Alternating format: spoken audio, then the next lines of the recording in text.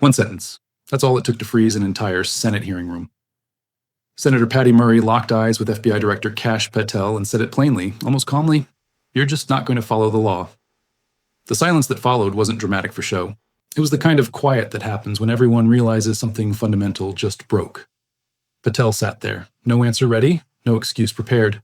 He'd just admitted under oath that the FBI didn't have a legally required budget plan, no timeline for when it would arrive, no urgency. And in that moment, something shifted. Because if the people enforcing the law won't follow it themselves, what's stopping anyone else from doing the same? This wasn't your typical Washington back and forth where senators grandstand and bureaucrats deflect. This was different.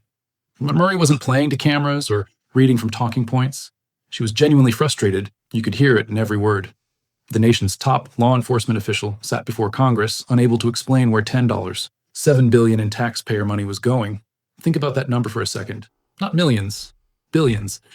And the person responsible for accounting for every dollar of it just shrugged and said he'd get back to her. Maybe in 6 months, maybe never.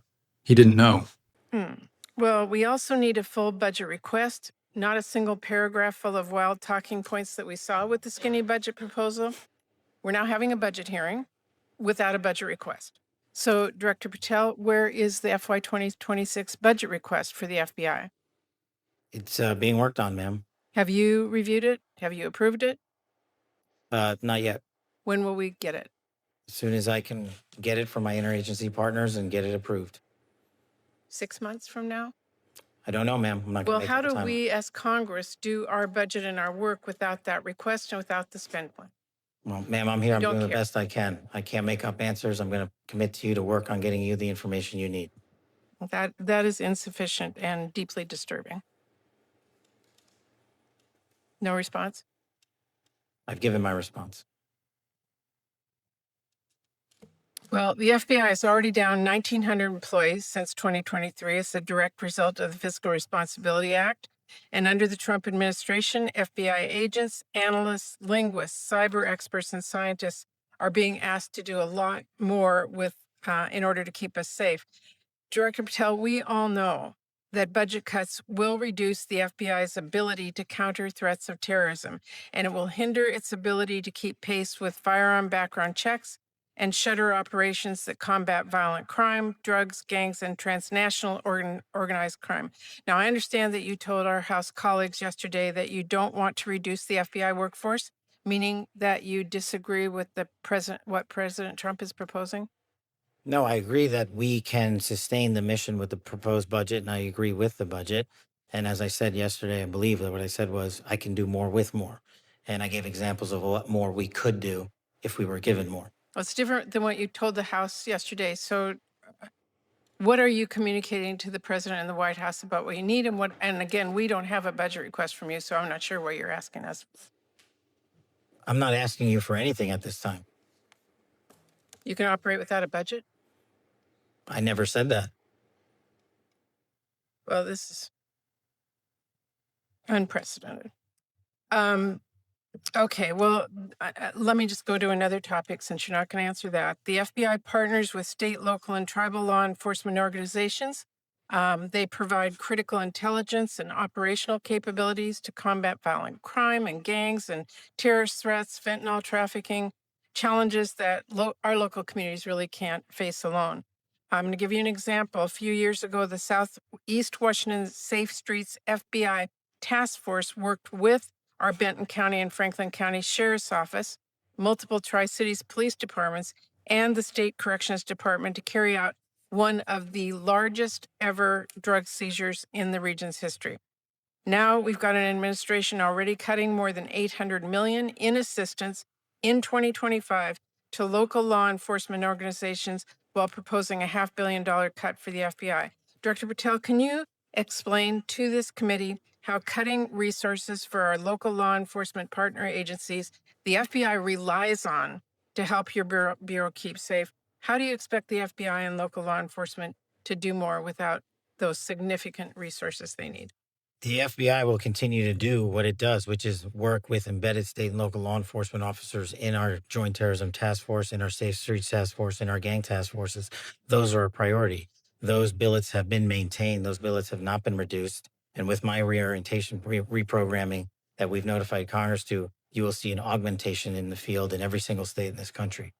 Well, again, we need to see the numbers and we need to see that budget from you.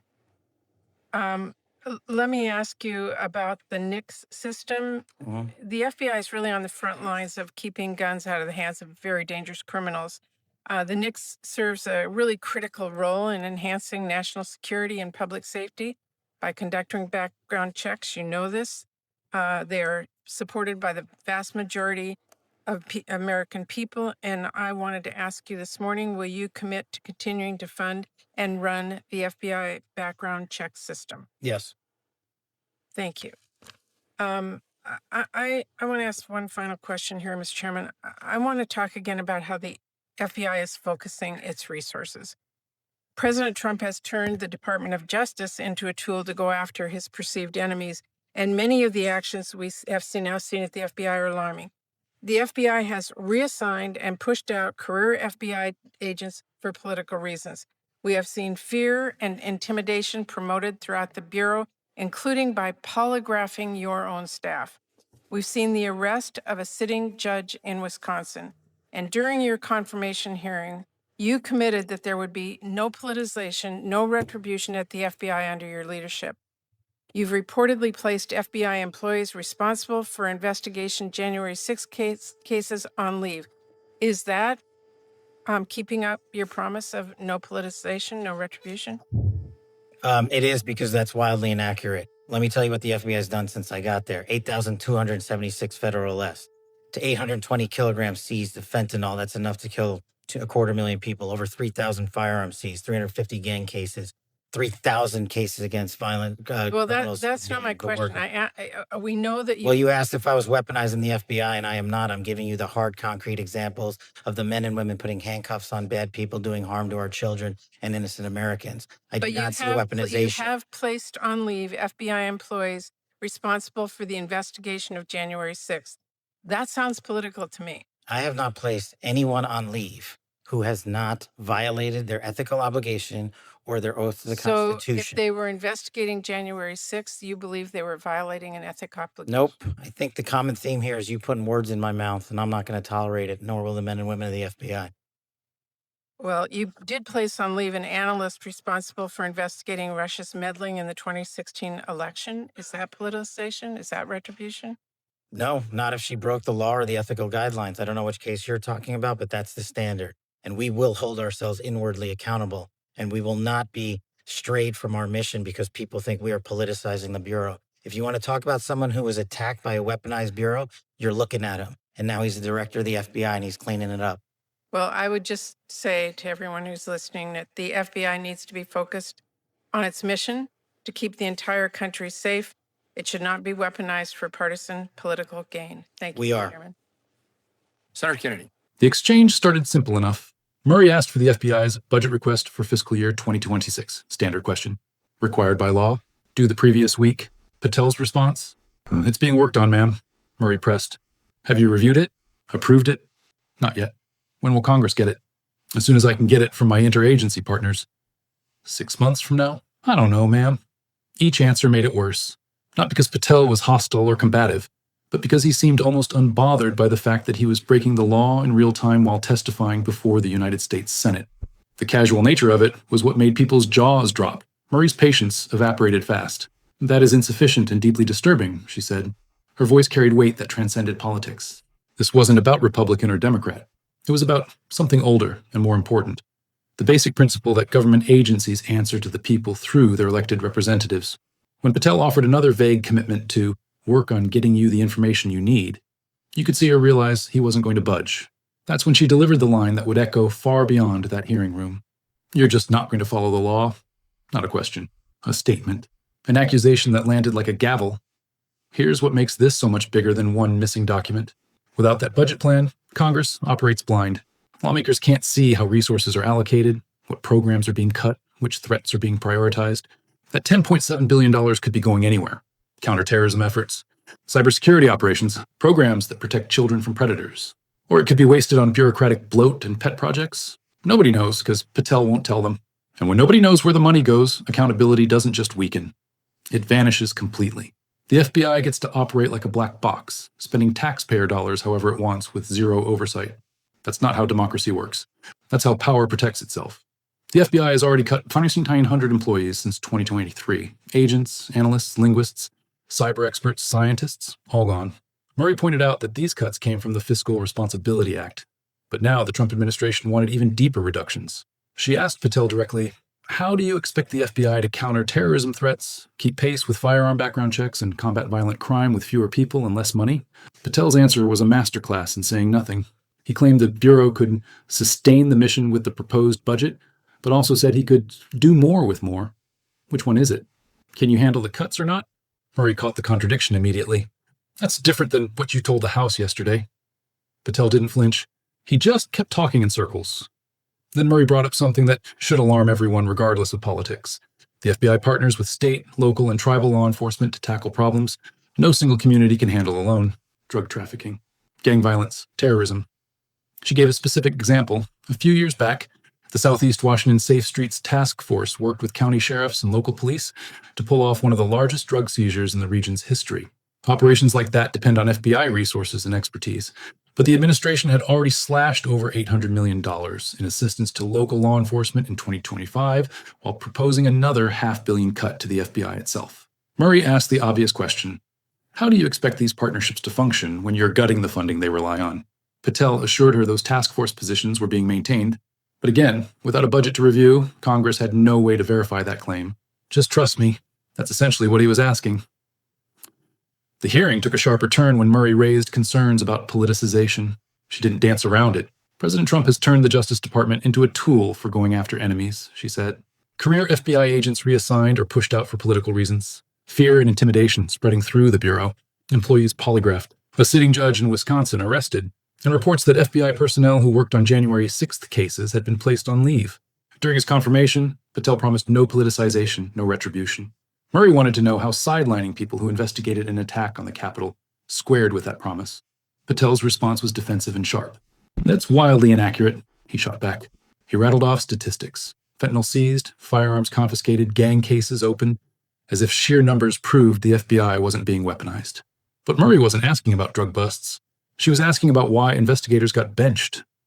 You have placed on leave FBI employees responsible for the investigation of January 6th, Murray pressed. That sounds political to me. Patel insisted he hadn't placed anyone on leave who didn't violate their ethical obligations or oath to the Constitution. Murray pushed harder. If they were investigating January 6th, you believe they were violating an ethical obligation? Patel snapped. I think the common theme here is you putting words in my mouth, and I'm not going to tolerate it. Nor will the men and women of the FBI. The exchange got heated. Murray mentioned an analyst involved in investigating Russia's interference in the 2016 election, who'd also been placed on leave. Was that politicization? Retribution? Not if she broke the law or ethical guidelines, Patel said. But he wouldn't say which case Murray was talking about or provide details, just vague references to standards and accountability. Then Patel said something that revealed how he sees himself. If you want to talk about someone who was attacked by a weaponized bureau, you're looking at him. And now he's the director of the FBI and he's cleaning it up. There it was. The mission statement. Patel views himself as a victim-turned-crusader, rooting out enemies within the very agency he now runs. To his supporters, that's accountability. To his critics, it's exactly the kind of politicization they warned about. The problem is that without transparency, without that budget, without clear answers, nobody can tell which version is true. And that ambiguity is dangerous because it allows both narratives to exist simultaneously, eroding trust from every angle. What stood out most wasn't the substance of any single answer Patel gave. It was his demeanor, calm, measured, almost indifferent. He treated legally required documents like suggestions. He deflected oversight questions like they were inconveniences. Every time Murray pressed for specifics, he offered the same polished non-answers. I'm working with interagency partners. I'll commit to getting you the information. I can't make up answers. That last one is particularly revealing. Nobody asked him to make anything up. They asked him to do his job, to follow the law, to provide a budget that was due a week earlier. The fact that he framed compliance as somehow unreasonable tells you everything about how power operates when it thinks it's untouchable. This wasn't an isolated incident either. The FBI has a history of sidestepping oversight when it becomes inconvenient. Past reports have documented mission creep, political bias, questionable resource allocation. Each controversy chips away at public confidence.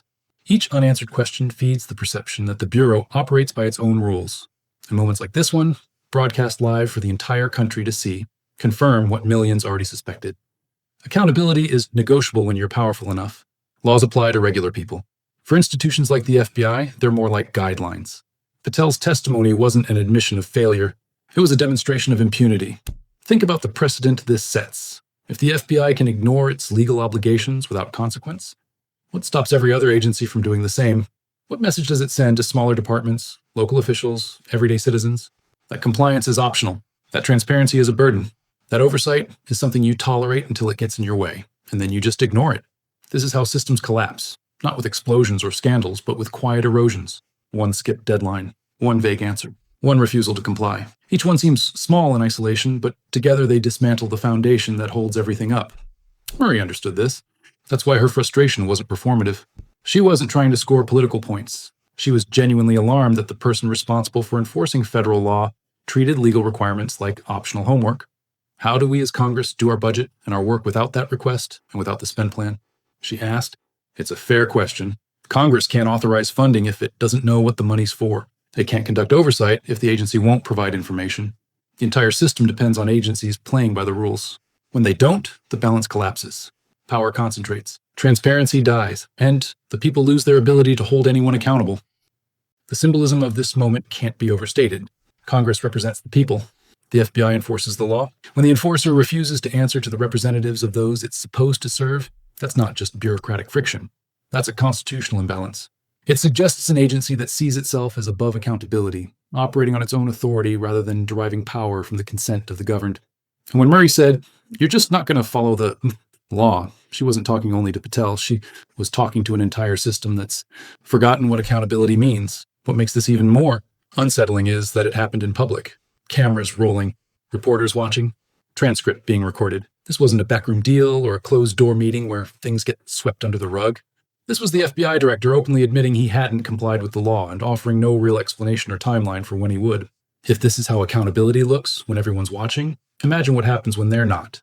Because the truth is, most government operations happen far from public view. Most decisions get made in meetings nobody hears about. Most spending occurs without anyone asking questions. And if Patel can stonewall Congress in a televised hearing, what's stopping him or anyone else from doing far worse when nobody's looking? Some people called it a bureaucratic oversight. Just a delay. Nothing to worry about. But that's exactly the problem. Normalizing this kind of behavior makes it easier for the next person to push boundaries even further. Today, it's a missing budget. Tomorrow, it's a refusal to testify. Next year, it's an agency operating entirely outside congressional oversight. Each step seems small. Each one gets rationalized. And before you know it, the system that was supposed to protect you has become something else entirely. Something that answers to no one. The real tragedy is that this didn't have to happen. Patel could have submitted the budget on time. He could have come to the hearing prepared with answers. He could have treated his legal obligations with the seriousness they deserve. Instead, he chose defiance dressed up as compliance. He chose vague promises over concrete action. And in doing so, he sent a clear message. The FBI doesn't answer to you. It doesn't answer to Congress. It barely even pretends to anymore. Murray's final words before moving on captured the exhaustion many people feel watching this play out. Well, I would just say to everyone who's listening that the FBI needs to be focused on its mission to keep the entire country safe. It should not be weaponized for partisan political gain. Simple, direct, impossible to argue with. And yet, here we are, watching an agency claim it's depoliticizing itself while refusing to provide the basic transparency that would prove it. You can't rebuild trust with empty promises. You can't demand accountability from others while dodging it yourself. And you definitely can't claim to uphold the law while openly breaking it. So what happens next? Probably nothing. That's the most depressing part. Patel will eventually submit some version of a budget. Congress will hold more hearings. Senators will express concern. And then everyone will move on to the next crisis, the next controversy, the next moment of outrage that burns bright and fades fast. The system will keep grinding forward, slightly more broken than before, slightly less accountable, slightly more willing to test how far it can push before someone actually does something about it. But maybe this time is different. Maybe enough people saw that exchange and realized something fundamental is at stake. Trust isn't infinite. You can't keep chipping away at it and expect it to hold forever. Every institution, every agency, every official depends on the belief that they're operating in good faith, bound by the same rules as everyone else. Break that belief and everything else crumbles. Because once people stop trusting that the law applies equally, once they stop believing that oversight matters, once they accept that power can simply ignore accountability, well, that's when you've lost something you can't get back. This moment with Murray and Patel wasn't just another hearing, it was a warning. A glimpse of what happens when the enforcers of the law decide they're above it, when transparency becomes negotiable, when accountability turns optional, and the question isn't whether we should care about a missing budget document. The question is whether we're okay with living in a system where the people with the most power follow the fewest rules, because that's the test. That's what this moment really measured. Not whether Patel would provide a budget, but whether anyone would actually make him. And so far, the answer seems to be no. The cameras eventually turned off. The hearing ended. Patel walked out without facing any real consequence. And somewhere, someone else in power took note. They saw how easy it was to dodge accountability, to offer vague promises, to treat legal requirements like suggestions. They learned that if you're confident enough, if you deflect smoothly enough, if you just refuse to answer, you can get away with almost anything. That's the real damage, not the missing budget, not the heated exchange, but the lesson it teaches everyone watching: laws are for other people. So here's the uncomfortable truth nobody wants to say out loud. If the FBI won't submit its legally required budget, if its director can't give Congress a straight answer, if the people we trust to enforce the law treat it like a formality they can ignore, then we're not just watching bureaucracy fail. We're watching the system test how far it can go before someone pushes back. And if no one does, that line might vanish altogether. One hearing at a time, one dodge at a time, one broken promise at a time, until accountability becomes a memory of something we used to have but couldn't figure out how to keep.